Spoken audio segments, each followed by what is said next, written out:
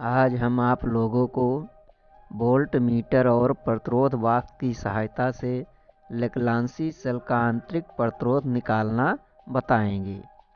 तो सबसे पहले इस प्रयोग में कौन कौन से उपकरण लगते हैं, चलिए उनके बारे में हम जानते हैं। तो ये है लेक्लांसी सेल। इस सेल में अमोनियम क्लोराइड का विलयन भरा होता है और एक कार्बन रॉड होता है जो धनात्मक ध्रुव का कार्य करता है, और इसमें एक जिंक रॉड प्रयोग करते हैं जो ऋणात्मक ध्रुव का कार्य करता है।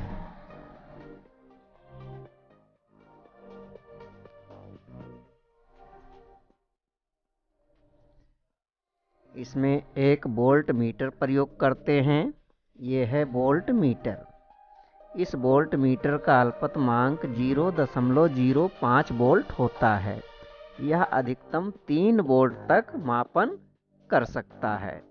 इसमें भी 2 ध्रुव होते हैं, एक धनात्मक ध्रुव और दूसरा ऋणात्मक ध्रुव। इन दोनों ध्रुवों को हम लेक्लांसी सेल के साथ समांतर क्रम में जोड़ते हैं।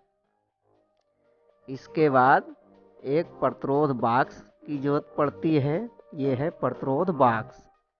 इसमें विभिन्न मानों के कई प्रतिरोध लगे होते हैं। जैसे देखिए, ये है 100 ओम, 50 ओम, 20 ओम, 20 ओम। इस प्रतिरोध को हम परिपथ में जोड़कर प्रयोग करते हैं। इस प्रतिरोध बॉक्स में दोनों तरफ से प्रतिरोध श्रेणी क्रम में जुड़े होते हैं। जैसे दूसरे तरफ देखिए, इधर से यहाँ पर हम देख रहे हैं 1 ओम का प्रतिरोध है, और ये 2 ओम का प्रतिरोध, 5 ओम का प्रतिरोध।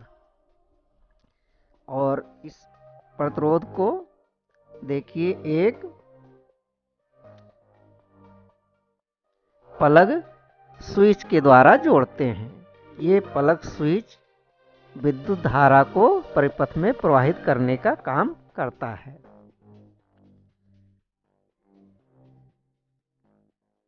तो चलिए अब हम देखते हैं कि प्रयोग कैसे करेंगे। सबसे पहले हम जिंक रॉड को लेक्लांसी सेल के अंदर रखे गए अमोनियम क्लोराइड विलयन में डुबोएंगे, और इसके बाद इसका विद्युत वाहक बल हम ज्ञात करेंगे।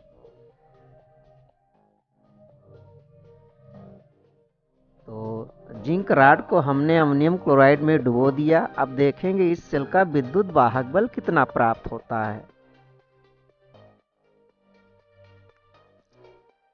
तो देखिए, हम वोल्ट मीटर द्वारा देख रहे हैं कि इस लेक्लांसी सेल का विद्युत वाहक बल 1.25 वोल्ट प्राप्त हो रहा है। इस विद्युत वाहक बल को हम अपने कॉपी में चलिए नोट कर लेते हैं।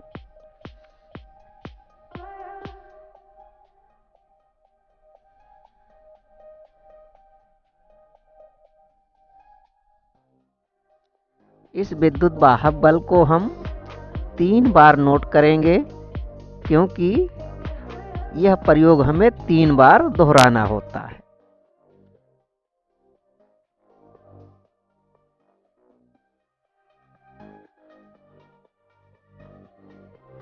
तो विद्युत वाहक बल हमने 3 बार नोट कर लिया। चलिए अब हम प्रतिरोध बॉक्स के द्वारा लेक्लांसी सेल के समांतर क्रम में प्रतिरोध जोड़ेंगे। तो चलिए यहाँ से हम एक प्रतिरोध निकालते हैं प्रतिरोध बॉक्स में से। ये हमने 100 ओम का प्रतिरोध निकाल लिया।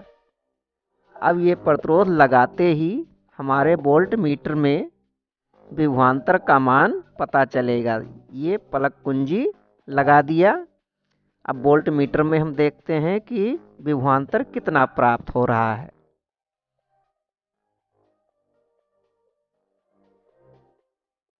तो यहाँ पर देखिए, हमने वोल्ट मीटर द्वारा विभवांतर पढ़ लिया है। इस विभवांतर को हम अपने कॉपी में नोट कर लेते हैं।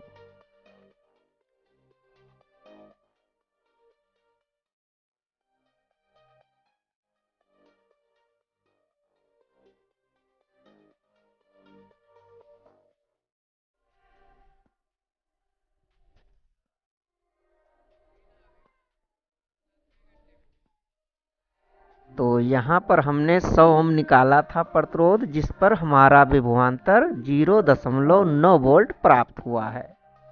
अब चलिए हम फिर से प्रतिरोध बॉक्स में से प्रतिरोध निकालते हैं।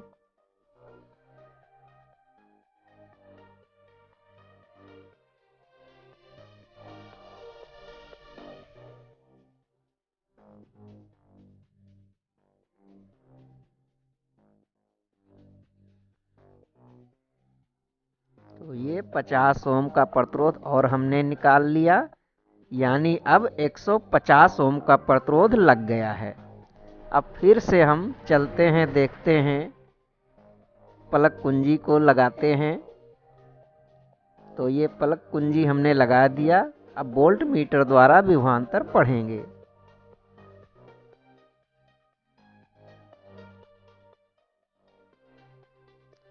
तो देखिए वोल्ट मीटर द्वारा हमें 1 वोल्ट का विभवांतर प्राप्त हो रहा है। इसे हम कॉपी पर नोट कर लेते हैं। तो 150 ओम का प्रतिरोध लगाने पर हमें जो विभवांतर मिल रहा है वो है 1 वोल्ट। चलिए नोट कर लिया हमने। अब चलते हैं प्रतिरोध बॉक्स में से हम तीसरी बार प्रतिरोध लगाते हैं।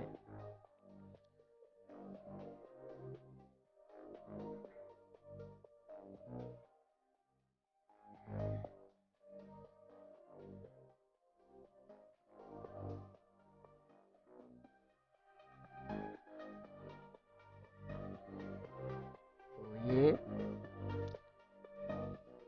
हमने इसमें से प्रतिरोध निकाल लिया है और कुल मिलाकर 200 ओम का प्रतिरोध लग गया है। अब हम चलते हैं, देखते हैं, प्लग कुंजी को लगाते हैं। तो ये प्लग कुंजी हमने लगा दिया। अब वोल्ट मीटर में देखते हैं कितना विभवांतर प्राप्त हुआ है। तो वोल्ट मीटर में चलो देखते हैं कितना विभवांतर मिला है। तो वोल्ट मीटर द्वारा हमको 1.1 वोल्ट का विभवांतर प्राप्त हुआ है। चलो इसे हम कॉपी पर नोट कर लेते हैं। तो 200 ओम का प्रतिरोध लगाने पर हमें जो विभवांतर प्राप्त हुआ है वो 1.1 वोल्ट प्राप्त हुआ है। इसे हम नोट कर लिए। तो इस प्रकार से हमने 3 बार यही प्रयोग किया और 3 बार रीडिंग प्राप्त किया है। इन तीनों रीडिंग के द्वारा हम लेग्रांसी सेल का आंतरिक प्रतिरोध निकालेंगे, जिसके लिए हम सूत्र प्रयोग करते हैं।